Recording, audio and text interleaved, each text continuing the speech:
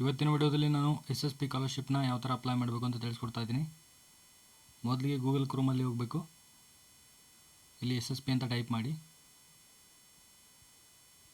ಇಲ್ಲಿ ನೋಡ್ಬೋದು SSP ಅಂತ ತೋರಿಸ್ತಾ ಇದೆ. SSP ಅಂತ ಕ್ಲಿಕ್ ಮಾಡಿ. ಸೊ ಇಲ್ಲಿಗೆ ನೋಡ್ಬೋದು ನೀವು ಹೊಸ ಖಾತೆಯನ್ನು ಸೃಷ್ಟಿ ಇಲ್ಲಿ ಕ್ಲಿಕ್ ಮಾಡಿ, ಅಥವಾ ಈಗಾಗಲೇ ಅಕೌಂಟ್ ಇದ್ದರೆ ಇಲ್ಲಿ ಕ್ಲಿಕ್ ಮಾಡಬೇಕಾಗುತ್ತೆ. ಸೊ ನಂದು ಹೊಸ ಅಕೌಂಟ್ ಇರೋದ್ರಿಂದ ಇಲ್ಲಿ ಕ್ಲಿಕ್ ಮಾಡ್ತಾ ಇದ್ದೀನಿ. ಇಲ್ಲಿ ಮೊದಲಿಗೆ ನಿಮ್ಮ ಆಧಾರ್ ನಂಬರ್ನ ಹಾಕಬೇಕಾಗುತ್ತೆ. ಸೊ ಕರೆಕ್ಟಾಗಿ ನಿಮ್ಮ ಆಧಾರ್ ಕಾರ್ಡ್ ನಂಬರನ್ನು ಹಾಕಿ.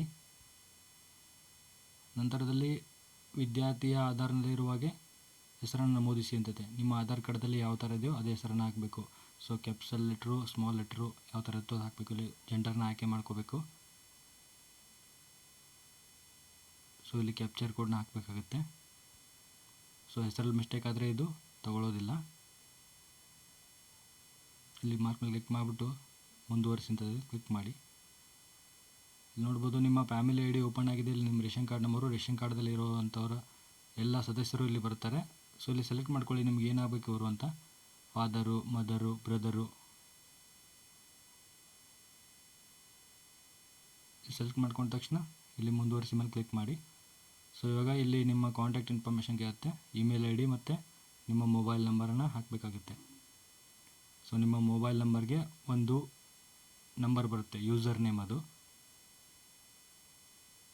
ಸೊ ಅದಕ್ಕೆ ಪಾಸ್ವರ್ಡ್ ಕೂಡ ಸೆಟ್ ಮಾಡಿದ್ದೀವಲ್ಲ ಅದೇ ಬರುತ್ತೆ.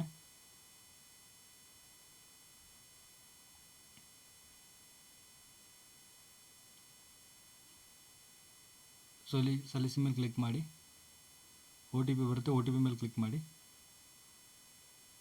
OTPನ 4 ಸಂಖ್ಯೆ OTP ಬರುತ್ತೆ, ಆ OTPನ ಹಾಕಬೇಕಾಗುತ್ತೆ.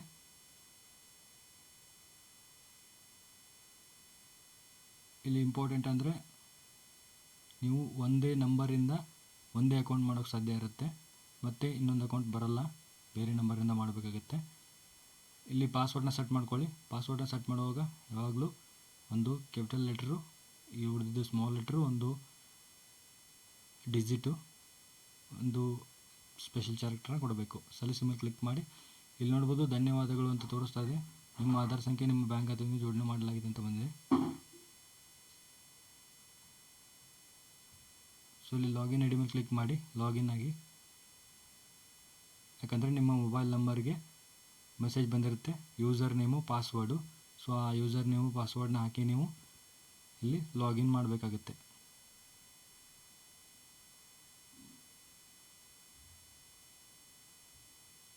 ಇದು ಇಂಪಾರ್ಟೆಂಟು, ಇದನ್ನ ನೆನಪಿಟ್ಕೋಬೇಕಾಗುತ್ತೆ ನೀವು. ಯೂಸರ್ ನೇಮು, ಪಾಸ್ವರ್ಡು, ಯಾಕಂದರೆ ಮುಂದಿನ ಸಲ ಅಪ್ಲೈ ಮಾಡುವಾಗ ಇದು ಬೇಕಾಗುತ್ತೆ.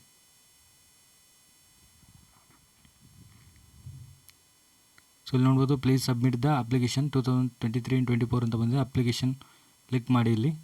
ಸೊ ಇಲ್ಲಿ ಕ್ಲಿಕ್ ಮಾಡೋಕ್ಕಿಂತ ಮುಂಚೆ ತೋರಿಸ್ತಾ ಇದೆ please enter your parents details ಅಂತ ಕೇಳಿಸ್ತದೆ. ಪೇರೆಂಟ್ ಡೀಟೇಲ್ಸ್ನ ಆ್ಯಡ್ ಮಾಡಬೇಕು ನೀವು. ಸೊ ಇಲ್ಲಿ ನೋಡ್ಬೋದು student has both the parents, ತಂದೆ ತಾಯಿ ಇಬ್ಬರು ಇದ್ದರೆ ಇಲ್ಲಿ ಕ್ಲಿಕ್ ಮಾಡ್ಬೋದು, ಅಥವಾ ತಾಯಿ ಒಬ್ಬರೇ ಇದ್ದರೆ ತಂದೆ ಒಬ್ಬರೇ ಇದ್ದರೆ ಇಲ್ಲಿ ಕ್ಲಿಕ್ ಮಾಡಬೇಕು. ಸೊ ಯಾರೂ ಇಲ್ಲ ಅಂತಂದರೆ ಇಲ್ಲಿ 3ನೇ ಆಪ್ಷನ್ ಕ್ಲಿಕ್ ಮಾಡಬೇಕು. ಸೊ ಇಲ್ಲಿ 1ನೇ ಆಪ್ಷನ್ ಕ್ಲಿಕ್ ಮಾಡ್ತಾ ಇದ್ದೀನಿ. ಇಲ್ಲಿ ನಿಮ್ಮ ತಂದೆ ತಾಯಿಯ ಆಧಾರ್ ಕಾರ್ಡು, ಹಾಗೆ ಆಧಾರ್ ಕಾರ್ಡ್ದಲ್ಲಿರುವಂಥ ಅವ್ರ ಹೆಸರನ್ನ ಕರೆಕ್ಟಾಗಿ ಹಾಕಬೇಕಾಗುತ್ತೆ. ಸೊ ಪೇರೆಂಟ್ ಡೀಟೇಲ್ಸ್ನ ಇದು ಕಡ್ಡಾಯವಾಗಿ ಕೇಳುತ್ತೆ, ಆ್ಯಡ್ ಮಾಡಲೇಬೇಕು. ಸೊ ಆ್ಯಡ್ ಮಾಡದೆ ಅಪ್ಲಿಕೇಶನ್ನ ಸಬ್ಮಿಟ್ ಮಾಡೋಕ್ಕಾಗಲ್ಲ. ಸೊ ಇಲ್ಲಿ ಆಧಾರ್ ಕಾರ್ಡ್ದಲ್ಲಿ ಯಾವ ಥರ ಹೆಸರಿರುತ್ತೋ ಅದೇ ಥರನ ಹಾಕಬೇಕಾಗುತ್ತೆ. ಇಲ್ಲಿ ಸ್ವಲ್ಪ ಮಿಸ್ಟೇಕ್ ಆದರೂ ಇದು ರಾಂಗ್ ಅಂತ ತೋರಿಸುತ್ತೆ. ಆಧಾರ್ ಕಾರ್ಡ್ದಲ್ಲಿ ಯಾವ ಥರ ಇದೆಯೋ, ತಾಯಿ ಆಧಾರ್ ಕಾರ್ಡ್ದಲ್ಲಿ ಯಾವ ಹೆಸರಿದೆಯೋ, ತಂದೆ ಆಧಾರ್ ಕಾರ್ಡ್ದಲ್ಲಿ ಯಾವ ಹೆಸರಿದೆಯೋ ಅದೇ ಥರ ಹೆಸರನ್ನು ಇಲ್ಲಿ ಹಾಕಬೇಕು. ಸೊ ಒಂದು ವೇಳೆ ನಿಮ್ಮ ಹತ್ರ ತಾಯಿ ಒಬ್ಬರೇ ಇದ್ದರೆ ತಾಯಿದೊಬ್ಬದೇ ಹಾಕ್ಬೋದು. ಅಲ್ಲಿ ಮೇಲ್ಗಡೆ ಕ್ಲಿಕ್ ಮಾಡಿಕೊಂಡು ಸೊ ಇಲ್ಲಿ ತಾಯಿ ಹೆಸರು ಹಾಕಿದ್ಮೇಲೆ ಸೇವ್ ಅಂತ ಕೊಡಿ. ಡಾಟಾ ಸೇವ್ ಸಕ್ಸಸ್ಫುಲಿ ಅಂತ ಬಂತು. ಸೊ ಈಗ ಅಪ್ಲಿಕೇಶನ್ ಫಾರ್ ಪೋಸ್ಟ್ ಮ್ಯಾಟ್ರಿಕ್ ಅಂತ ಇದೆ, ಕ್ಲಿಕ್ ಮಾಡಿ. ಸೊ ಇಲ್ಲಿ ನೋಡ್ಬೋದು ಒಟ್ಟಾರೆಯಾಗಿ 5 ಸ್ಟೆಪ್ ಇವೆ. ಇದು ಮೊದಲಿಗೆ 2ನೇದು, 3ನೇ, 4ನೇದು, ಸೊ ಕಡೆಯದು ಫೈನಲ್ ಸ್ಟೆಪ್ಪು. ಸ್ಟೆಪ್ 1 ಕ್ಲಿಕ್ ಮಾಡಿ. ಸೊ ಇಲ್ಲಿ SSLC ಡೀಟೇಲ್ಸ್ ಹಾಕಬೇಕಾಗುತ್ತೆ, ಅಂದರೆ ನಿಮ್ಮ SSLC ಮಾರ್ಕ್ಸ್ ಕಾರ್ಡ್ನ ರಿಜಿಸ್ಟರ್ ನಂಬರನ್ನು ನೀವು ಇಲ್ಲಿ ಹಾಕಬೇಕಾಗತ್ತೆ. ಸೊ ಮಾರ್ಕ್ಸ್ ಕಾರ್ಡಲ್ಲಿರುವಂಥ ರಿಜಿಸ್ಟ್ರೇಷನ್ ನಂಬರನ್ನು ಇಲ್ಲಿ ಹಾಕಬೇಕು. ಗೆಟ್ ಡಾಟಾ ಮೇಲೆ ಕ್ಲಿಕ್ ಮಾಡಬೇಕು.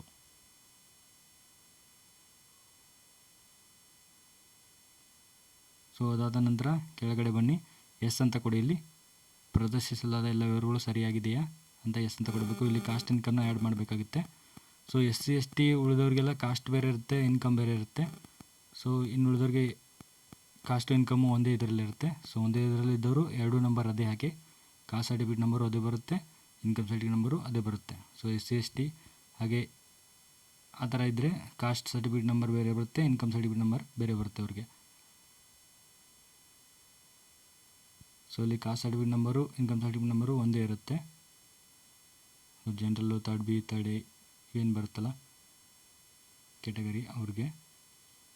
ಸೊ SC/ST ಅವ್ರಿಗೆ ಕಾಸ್ಟು ಇನ್ಕಮು ನಂಬರ್ ಬೇರೆ ಬಂದಿರುತ್ತೆ.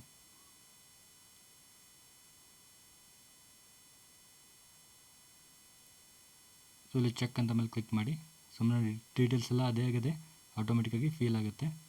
ಸೊ ಸೇವ್ ಪ್ರೊಸೀಜರ್ ಮೇಲೆ ಕ್ಲಿಕ್ ಮಾಡಿ. ಸೊ ನಂತರಲ್ಲಿ ಬನ್ನಿ, ನೀವು ವಿಕಲಚೇತನ ಅಂತ ಕೇಳಿದರೆ ನೋ ಅಂತ ಕೊಡಿ. ಎಸ್ ಇದ್ದರೆ ಎಸ್ ಕೊಡಬೇಕಾಗುತ್ತೆ. ಅಲ್ಲಿ UDD ನಂಬರ್ ಹಾಕಬೇಕಾಗುತ್ತೆ.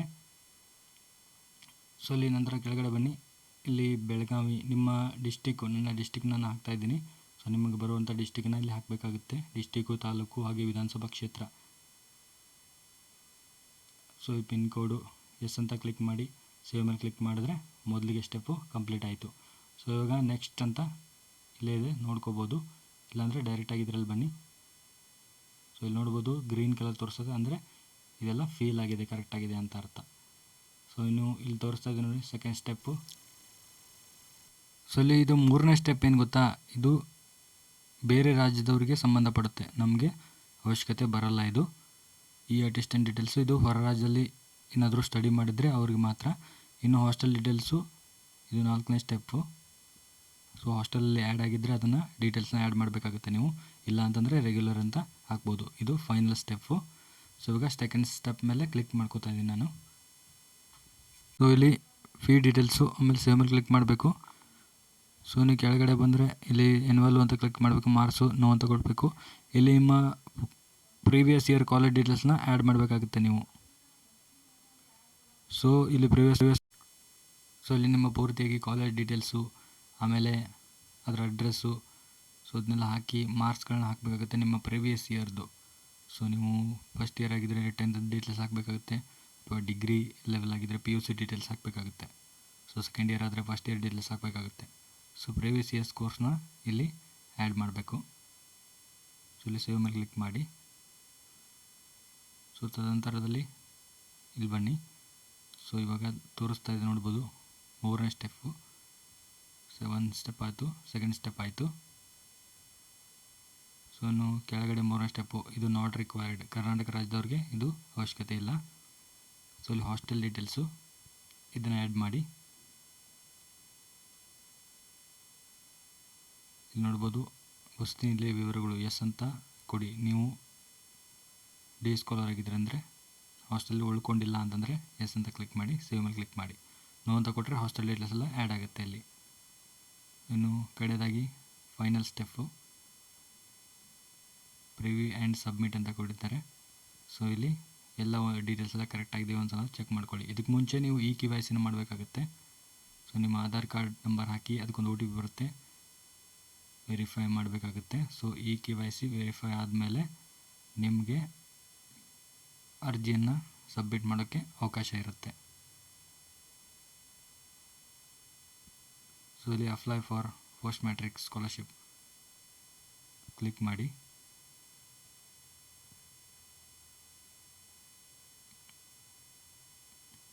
ಸೊ ಇಲ್ಲಿ ಕೆಳಗಡೆ ಪ್ರಿವ್ಯೂ ಆ್ಯಂಡ್ ಸಬ್ಮಿಟ್ ಅಂತ ಡೀಟೇಲ್ಸ್ ಇದೆಯಲ್ಲ ಅದರ ಮೇಲೆ ಕ್ಲಿಕ್ ಮಾಡಿ.